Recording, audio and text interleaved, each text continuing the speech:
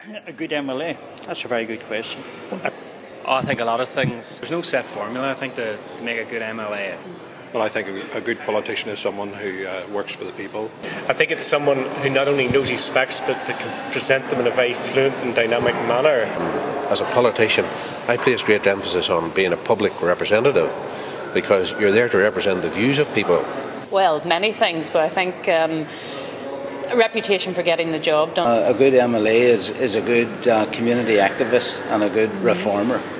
Deep roots in the local community, know what the people are thinking about and present their views in the Assembly. I just feel personally it was a calling for me. Constituency work is what a representative should spend 90% of his time at. You are working on behalf of them to resolve their problems. Somebody that's committed and dedicated. Hear the issues that are concerning people, be able to represent them. And you have to strike a balance between your constituency and your addressing your issues in the Assembly. A good MLA is someone who is close to the ground, who hears what's going on, and then works out who and how to ask why it's going on that way and why it isn't happening differently. A person whom the constituents thinks that is approachable, that is pleasant, is easy to talk to. To relate to local issues. You have to be people focused, and obviously that must put people first. That's a question you need to put to the general public. Listen well, show patience and tolerance. Is not afraid to talk to people or take phone calls or listen to people's issues. Politicians are well known for a lot of the talking they do, but a good elected representative has to be a good listener as well. Trying to avoid all the old cliches. Somebody wants to make a difference in the community. And does their level best to change the circumstances under which people live. To like people, because there's so much of what we do is actually speaking for people and on behalf of people. Knowing the need of the constituents and be prepared to stand up and fight for the rights and protection of the constituents. Have a certain eccentricity about yourself. This is not a normal job that people do. People want to see is follow-up. You seem to have maybe 25 hours in every day and 8 days in every week, and if you could work out, if you could get some sort of individual who could stretch the time, I think that would make the perfect MLA. To reflect your constituents' concerns and their issues. Providing good service to people. Hard work and a wee bit of imagination. Always remember that you're entitled to go to the very top of any organisation, speak to chief executives, ministers, permanent secretaries, only operate at that level. Sugar and spice and all things nice. The regional newspapers deserve some acknowledgement. And I don't mean just the local Belfast ones or the local Derry ones. I mean all the regional newspapers. I think there's over 50 of them. And what they do is that they make politics real and make issues local. I have two local newspapers in Fermanagh, and you're always very conscious if you nominate one that you're in trouble with the other one. But I think there are two different types of newspaper. The Fermanagh Herald very much is on local issues on a week-to-week basis. What are the issues that are concerning people in the area at that particular time? But as well as that, the Impartial Reporter, which is my other local newspaper, takes a very strategic view and would campaign on issues. For example, they had a very good campaign in relation to the New South West Hospital. So both of them are very good and very worthy winners, I would say. I salute the Ulster Herald newspaper in John Street, Omagh, 82243444. My local newspaper would be the North Belfast News. I think that's good. It kind of covers a lot of local issues. Don't always kind of agree with the editorials, but I think it's fairly representative of people's experiences in North Belfast.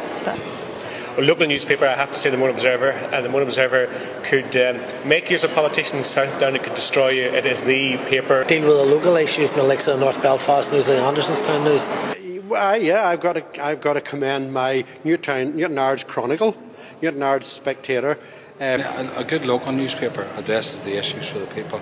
I can't say I've had any experience of actually a paper that addresses all the local issues, but certainly the local issues is key to success. I have three papers in Mid-Ulster, which is the Northern Constitution, which is based in Coleraine. I have the Tyrone Courier, which is based in Dungannon, which covers a part of Mid-Ulster, and the Mid-Ulster Mail, and each one contribute a lot to the Mid-Ulster area and it would be very hard for me to judge any one of them of which does the best job, because they all contribute a lot. We're very blessed in Fermanagh with the Fermanagh Herald and impartial reporter. Well, I think people from different parts of the north would give you a different answer. Yeah. I think from a biased point of view, I would say Public would be the best community newspaper weekly. But I think the likes of the Chronicle in my own area, Ballymoney is a pretty good paper, as well as Ballymoney Times, as well as all my local newspapers now. I don't follow it that closely. Okay. So I could name a few, but I wouldn't be able to say that they're one better than the other. There are people like Mark Davenport at one end who have taken things to a new level in terms of their own blogs. I could pick some of my colleagues who I know are political bloggers, but I don't think I'll do that. No, I've nobody in particular that I would. I usually go on to Slugger and read them all and see what they're saying about me in particular and the party in general. Far be it for me to comment on reading any blogs I wouldn't like to. Okay, I'll just leave it at that. Thank you. Thank you very much. Okay. Mick Fealty. There's no doubt about it. I think on Phoblock now captures my imagination week on week.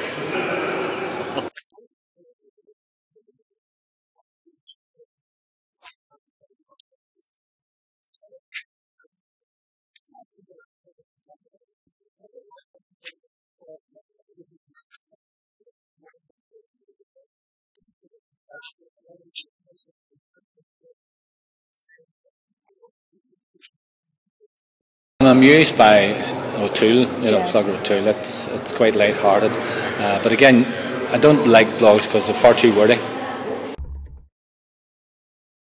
Wouldn't expect a politician to compliment journalists, would you? Good journalists are people who know the questions they want to ask, and they can ask the right questions, but who then pay close attention to the answers, including to what is not said. Best journalist, gosh, well, there's plenty.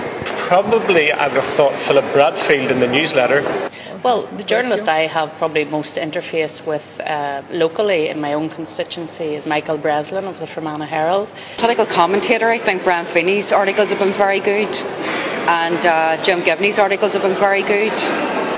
Eamon Molly is always snooping about the Great Hall of Stormont Parliament buildings, and if you're eating a wee bite in the canteen, he's sitting beside you, and he seems to be everywhere. Eamon Molly, he's a sort of a daddy of the journalist corps here at Stormont. But we have some good journalists, very good journalists here at the Assembly, who look at the committees, who look at the work of the committees and report very well, I think, on the work of committees, and not just take the tribal tennis that goes on in the Assembly chamber. A good local journalist is someone who knows the issues locally, represents them, and makes sure that every statement which I put out locally is carried in the paper. Well, I think of the one in Tyrone Courier, Ian Greer. He's very approachable. People like Michael Breslin, who has been a reporter in the Fermanagh Herald for many, many years, longer than I've been in politics. I think all journalists have to be nosy, and they have to be inquisitive, and they have to pursue questions that even will stretch politicians. A good journalist really has to be able to give a balanced report on any issue. I think that the quality of the journalism in Northern Ireland is of a high standard, and that there's a very close working relationship between local politicians and those people who are in the media. At the same time, you have people like Noel McAdam on the Belfast Telegraph who've been plugging away for many, many, many years, and people like Billy Graham at the Irish News. In that respect, perhaps the perpetual bane of this Assembly's existence, David Gordon of the Belfast Telegraph, the man who can tell us more about our expenses than we can remember ourselves. I have gone through my 27 years of political career without ever appearing on TV or without ever appearing on radio.